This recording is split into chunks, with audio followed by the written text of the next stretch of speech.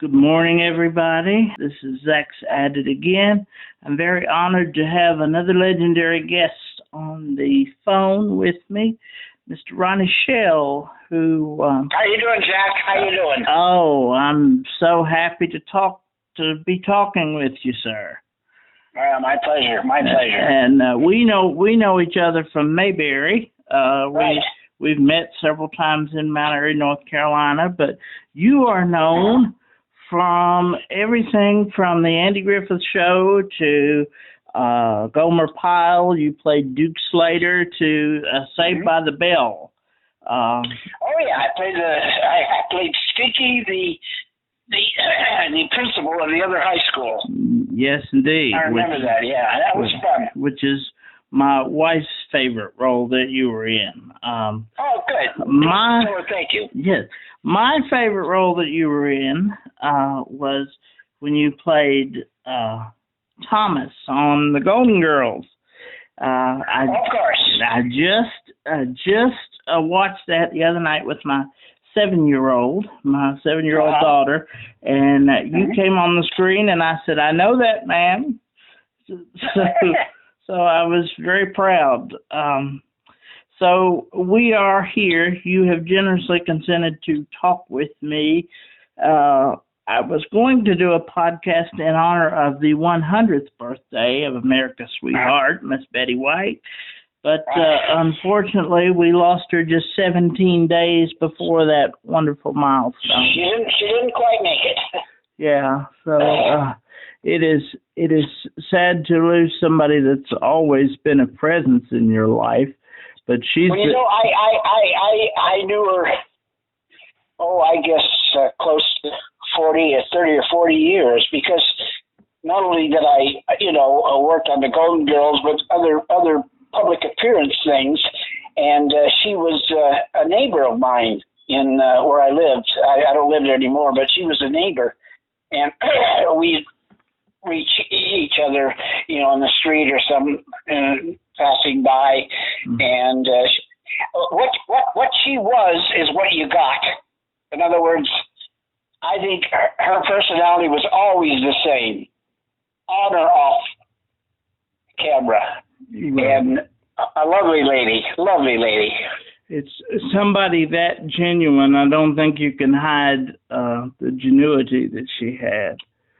No, and she had a cute, I don't want to say off color, but little naughtiness here and there. Yeah, which some older actresses can get away with, and right. And she certainly did. And we had one other thing in common: our love of animals.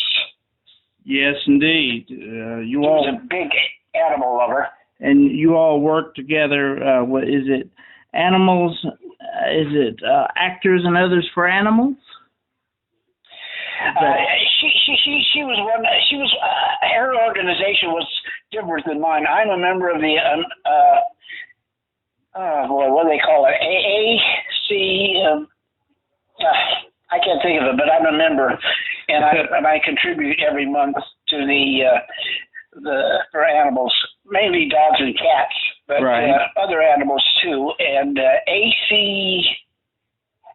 I'm sure you've seen these commercials where you see these dogs chained to the fence. And, oh yeah, they're too painful for me to watch personally. Yeah. Well, I'm going to give you a little story on that. Okay, good. Because they're still on. They're still on all the time. And you see these poor, wretched little creatures and the blizzards and things like that. So when I joined the organization, ASCPA, American Society for the Prevention of Cruelty to Animals. That's what it is. All right. And when I said, but about those commercials that you show every once in a while, I said, I can't take that. When it comes on, I have to take it off because it just destroys me. And the lady who signed me up said, well, there's a happy ending. Every one of those dogs and cats were rescued after those pictures were taken. So that made me feel better. Oh, fantastic! I'll tell my wife and tell my wife and daughter, and we'll sleep a little better tonight.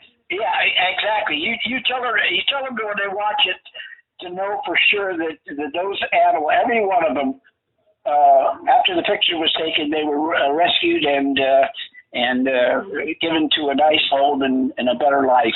Well, that is. So I still don't like to watch it, but it makes it a little easier. Yeah, that's great to know that. Thank you for sharing that with me. So, but Betty White was always had a sparkle in her eye and was always very, very funny. And I only saw we didn't get a chance to work more with her because she did a lot of shows. And, right. And when I did the guest shot on Golden Girls. Show, Golden Girls, I stuck with her the whole week. Right. Because I was a little intimidated by the tall one. B. Arthur. Yeah. Yeah. You know, in that script, I don't know if you remember, in that script, I end up dating. Yep, taking her out. Yes. And all during the week, I was saying to the directors, assistant directors, I said, this can't happen. I mean, she's a lot older than me, looks older than me, and that won't work. Of course, at the end of the show, I have a date with her. Right. But I didn't talk much to her. I kept my conversations and my time off camera with Betty and the other one. Estelle Getty. Yeah, she was funny too. Yeah. No, Estelle. Oh, Rue McClanahan. Rue McClanahan, yeah. And that was a fun week. It was a fun week. I will tell you that. Yeah. But I was always going to work more with Betty, but we never got around to it. I was doing some shows for my alma mater, some benefit shows in San Francisco State, and each year I bring in pretty big names to entertain, like Harvey Korman and Jim Conway and people like that. And Betty was always said, I want to do your show. I want to do your show. But we never got around to it. That was one of the things I missed. Yep. Betty would have gone over big. All she had to do was come out and smile. Yep. That grin of hers. And toward the end of her life, the last 10, 20 years of her life, she had a marvelous rejuvenation. Oh, didn't she? You know, with Saturday Night Live and all that. Yep. Oh, yeah. She never stopped working. Yeah. She never stopped working. And she did all these shows, Mary Tyler Moore, and what's the other one about Philadelphia? Something. Well, she had her own show, the Betty White Show, and then there was. Yeah, she did all these shows. And every time I saw her, it was pleasant. Well, that's. In fact, they're running on Me. Do you get Me TV back there in Virginia? Oh yeah.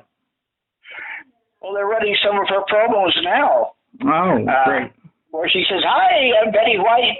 See me on Me TV," and she right up to the end, she was alive and kicking. Yeah, fantastic.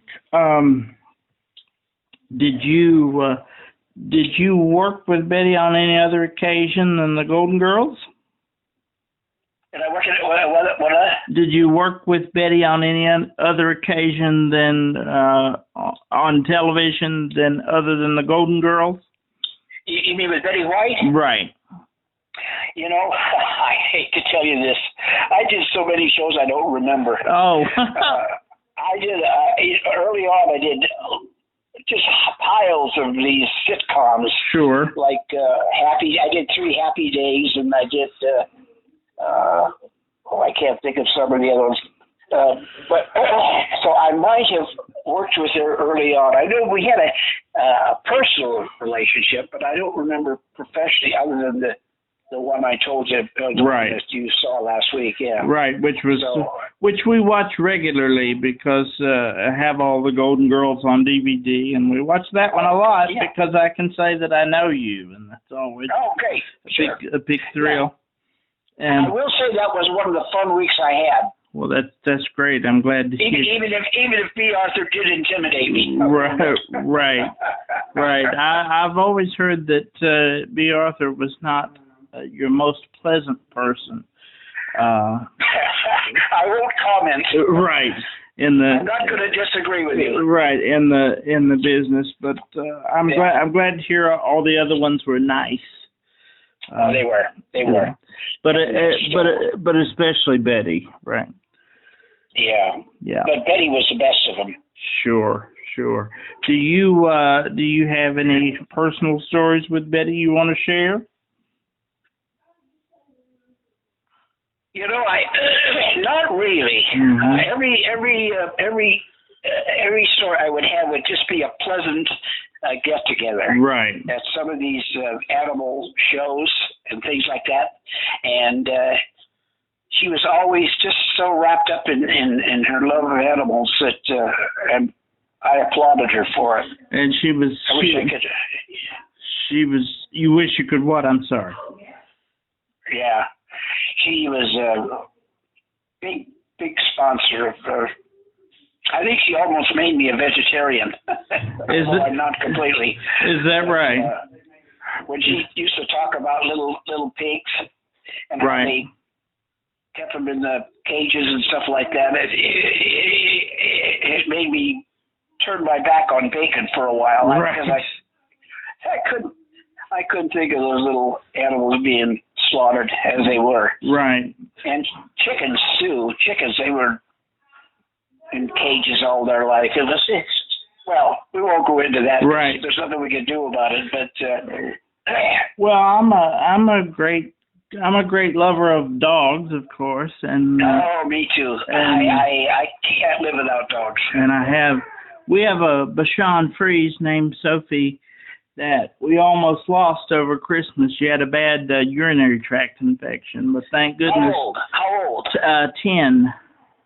That's the bad part of having a loved animal, a dog. Yeah. They only have a temporary lifespan, and when they get about 10 or 9 or 10, they pass on. Yeah. And that happened to me this last year. I had a golden lab, which I raised from a puppy. Sure. Which we raised my family, and she passed on this summer. Oh, and it hurts so deeply. Oh boy, I couldn't get. I had a tough time getting over it. But luckily or unluckily, I got another golden lab, which I have now, and she's only 3 years old. So I hope that she'll outlive me. Well, we're very fortunate in that we got a Christmas miracle, and Sophie did get well. So. Well, what did they give her, antibiotics? Yes, antibiotics and steroids and all that good stuff. Well, what kind of dog was it? She's a Bashan Frise. Ooh, Bashan. That's a rare breed. Yeah, she's a Bashan Frise, a white fluffy baby. Wow. Yeah. And that's good. God be with her. Hope she lives another 5 years at least. I should live up to 18, 19. Thank you very much, because I don't know how we'd ever make it without her. When my wife and I got married 11 years ago, and we got Sophie in February of 2013, and we found out our only child was going to be born in October of that year. So she was our first baby. Oh, I understand. So that makes sense to me. Yeah, and it makes good sense to me. And and her and my daughter are sisters in every sense of the word that a dog and a human could possibly be. You be sure to tell your daughter and your wife about those spots that we see on television. Oh yeah. I won't. The dogs are, and reassure her that every one of those dogs, and I was reassured, every one of those dogs and some of the little cats were eventually rescued right after the pictures were taken and brought into a normal life. Well, that is wonderful to hear. Like I said, we'll all sleep a little better tonight knowing that.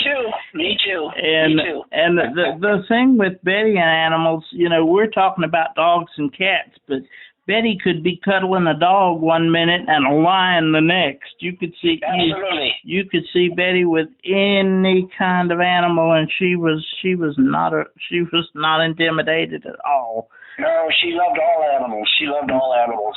Now, did you know her husband, Alan Ludden? Never. I met him once, but I didn't know him that well. Yeah. He's that was the love of her life, I guess. Right. He was. She's been waiting a long time to be reunited with him. So that's. They're up there now. So hopefully. That is a sweet reunion, we hope, for Betty. Oh, absolutely. So I hope that we will see you in the fall at Mayberry. Yes. I'll be there. All right. Yeah, but I'll be there. It'll be my 7th year. Well, wonderful. And I have never seen the show that are you doing a show this year? Oh, yeah, I do a show every year. Oh, in good. fact, the one I did this year, my son, who's a tough critic, said it was the best one I ever did of all the 6 years. And I was nervous because, you get older, you think you're going to lose a little of your energy. But Sure. He said it was the best show I ever did.